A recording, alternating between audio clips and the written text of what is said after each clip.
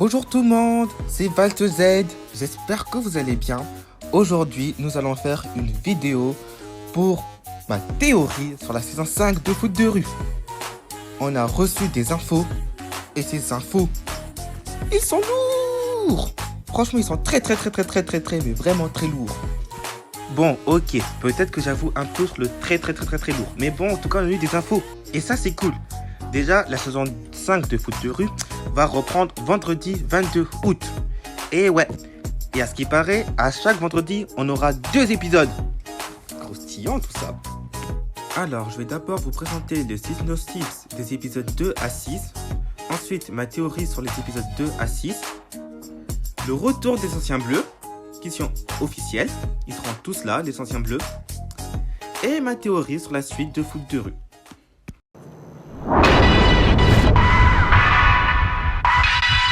Épisode 2. Double jeu. Les Bleus doivent jouer leur premier match contre les Aigles de Camboul. Une équipe uniquement constituée de garçons, puisque le foot est interdit aux filles dans leur pays. À cause de cela, les Aigles de Camboul risquent la disqualification. De son côté, Franck est victime de chantage de la part de Shooter qui le menace de révéler son secret qui pourrait lui coûter sa place à l'Olympique. L'équipe des Aigles de Kaboul est composée de garçons.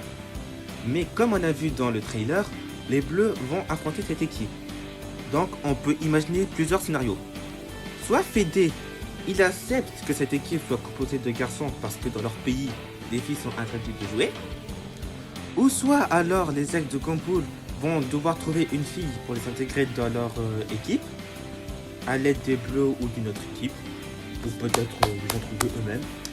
Ou alors, parmi ce groupe de garçons, il y en a une qui est en réalité une fille qui se déguise en garçon pour rejoindre l'équipe. Oh, révélation de choc. Genre, si tout le monde pensait, ouais, on est des garçons et tout, on est solides, et ben non, en réalité, il y a une fille. Elle se déguise juste en garçon. Voire, même plusieurs, on ne sait jamais. Bon, sinon, au niveau du match, je pense que les Bleus, ils vont perdre. Franchement. Parce que les Aigles de Kaboul est vraiment représenté comme l'équipe invaincue, quoi. Genre, on ne peut pas les battre. Et vu que les Bleus, en général, ils perdent souvent leur premier match de la Coupe du Monde, je pense que ça sera le cas. Pour prouver que les Aigles de Kaboul, voilà quoi, ce sont les favoris, quoi. Ensuite, pourquoi Shooter menace le pauvre Franck? Tout simplement, c'est possible que Franck n'a pas dit à son entraîneur à l'Olympique qu'il joue au foot de rue. Et c'est peut-être à cause de ça qu'il va se faire virer. Ou tout simplement parce que c'est un autre secret que j'ai pas dit du tout. Mais c'est possible que l'entraîneur de l'Olympique soit le même entraîneur de la saison 1 à 3. Et si c'est lui, Franck, il n'aura aucun problème pour jouer au foot de rue. Oh là, c'est parfait pour lui. Mais bon, je sais pas pourquoi, mais je sens que Alpha il va apparaître dans cet épisode pour créer un problème, encore une fois.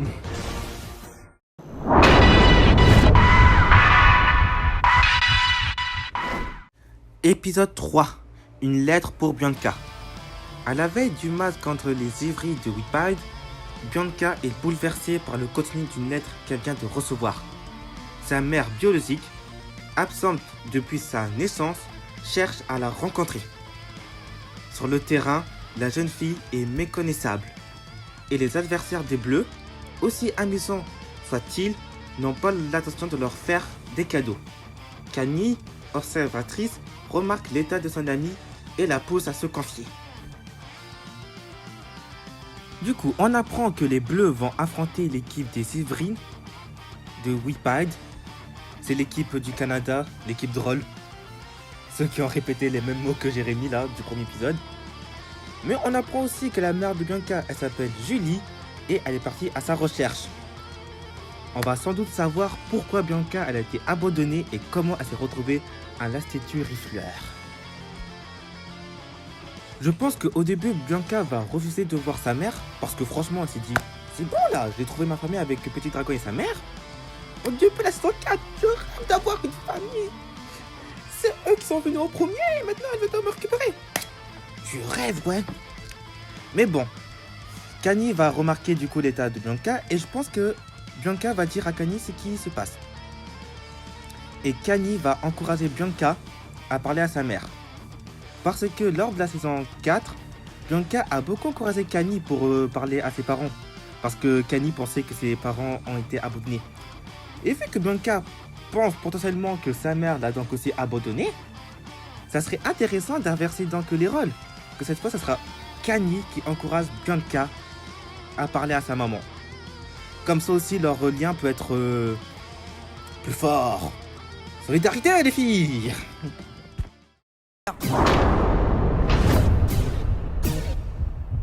Épisode 4.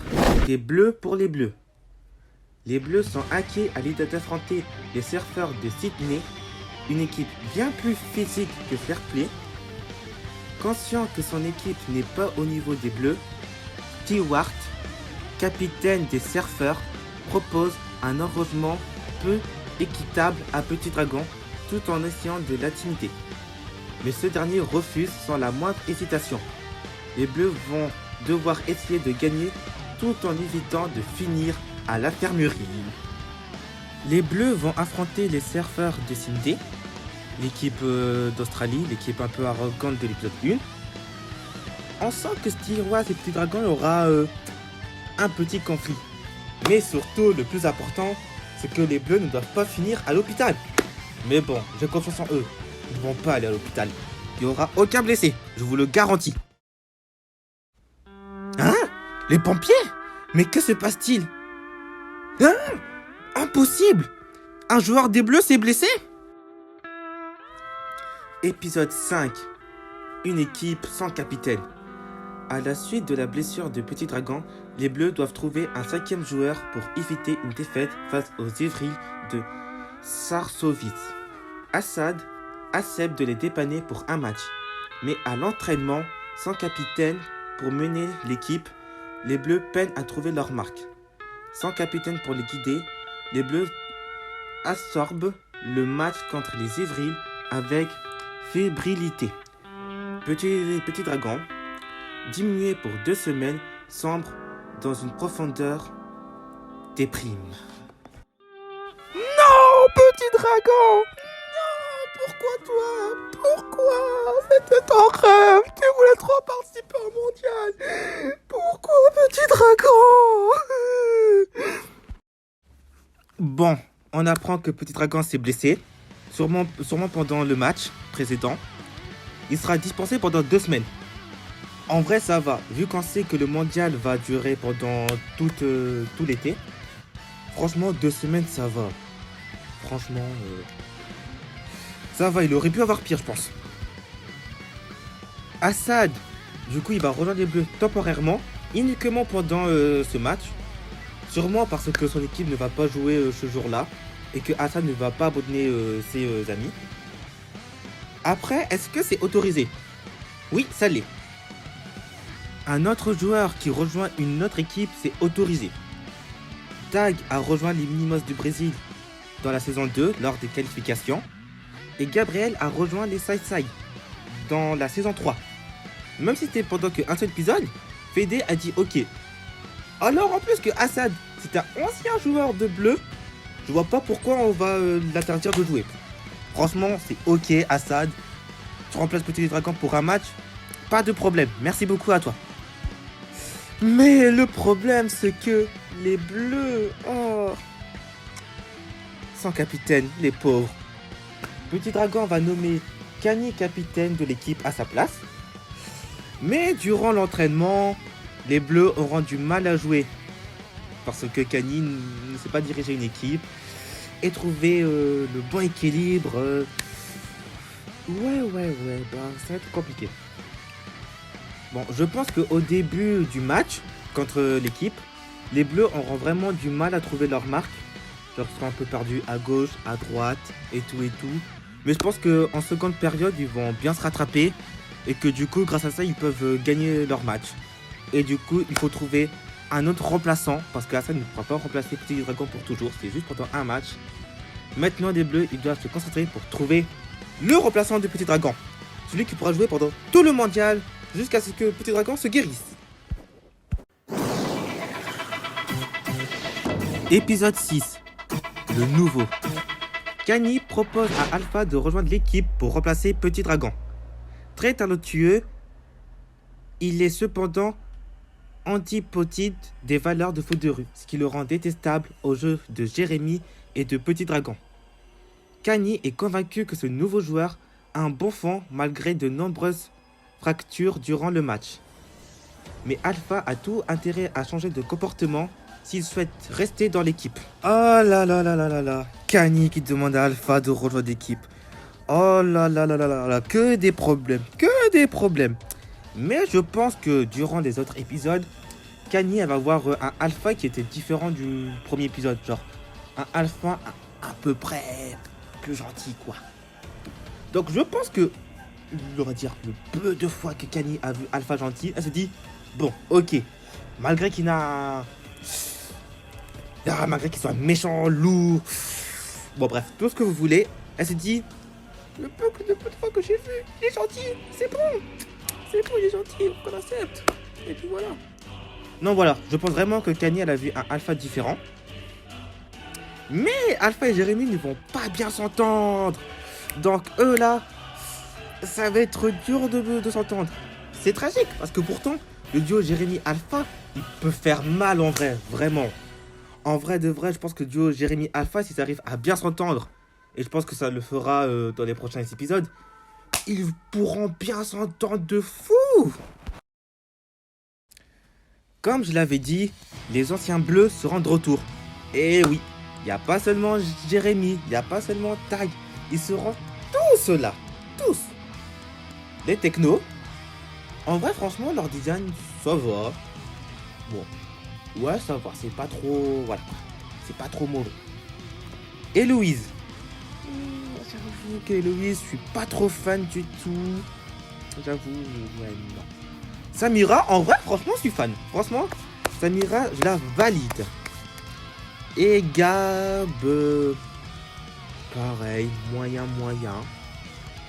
Bon, le design de taille, ça va, je le valide carrément. Jérémy, pas mal aussi.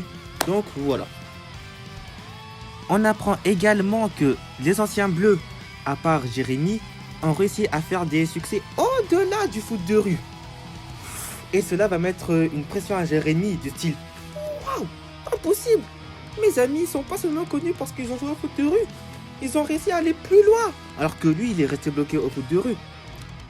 Du coup, ça va lui mettre une pression et il se demande ce qu'il va faire plus tard après le foot de rue. Alors, comme je l'ai dit pour Petit Dragon, il va vraiment rater peu de matchs. Franchement, on va dire qu'il va rater à peu près la moitié des matchs des poules. Donc en soi, c'est pas mal. Mais bon, je pense que même si Petit Dragon il ne va pas jouer, il va quand même rester dans l'équipe pour être le conseiller des bleus, leur donner des stratégies et tout, et maintenir la cohésion de l'équipe. Kani, elle va devoir apprendre à être capitaine, vraiment capitaine, on compte sur toi capitaine Kani, et de faire attention à Alpha qui fasse pas trop de...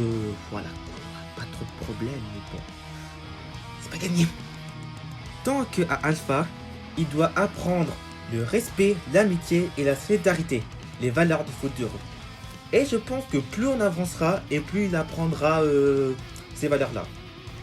Et même si Petit Dragon se rétablit et tout, ce n'est pas impossible que Alpha puisse rejouer avec les bleus si, par exemple, il y a un autre bleu qui, je sais pas moi, qui est malade, du style Kani est malade, elle doit voir ses parents à la ferme, elle est bloquée, du coup Alpha la remplace, c'est bon!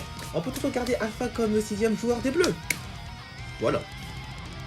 Franck, du coup, il doit alterner entre ses entraînements olympiques et ses entraînements du foot de rue. Bonne chance à lui.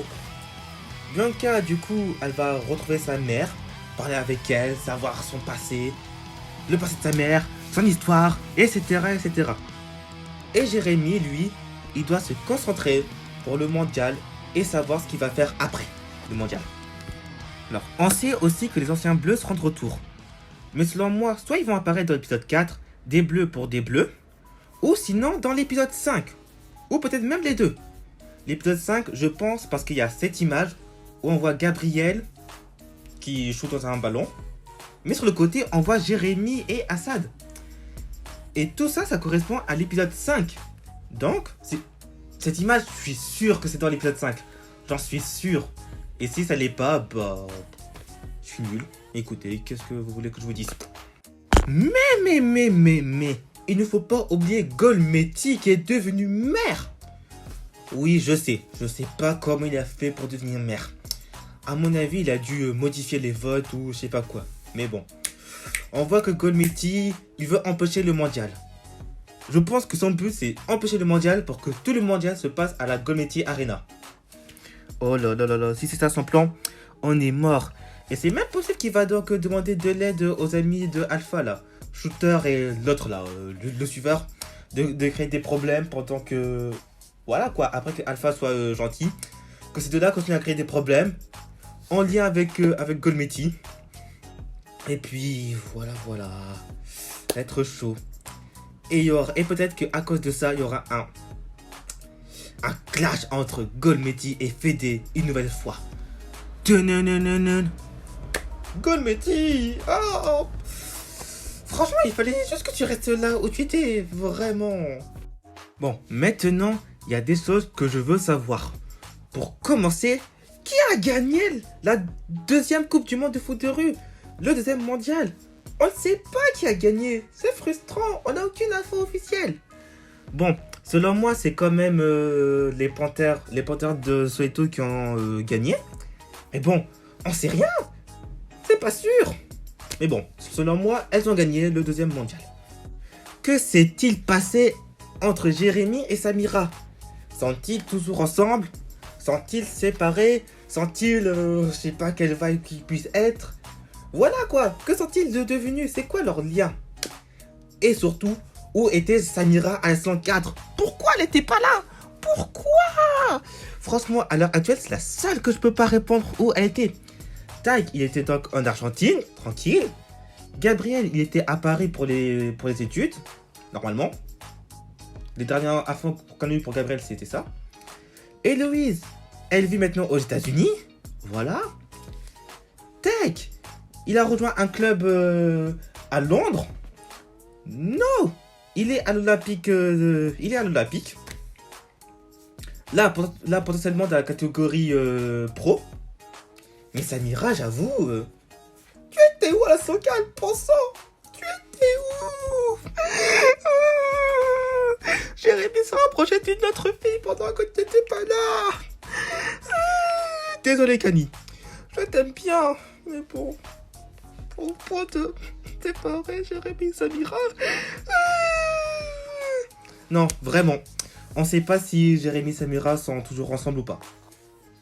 Quelle équipe est championne du monde à l'heure actuelle? Parce qu'on sait qu'il doit y avoir plusieurs mondiales entre temps. Je veux savoir qui est le champion du monde en ce moment. Mais surtout, qui va gagner ce mondial? Et moi je dis, allez les bleus!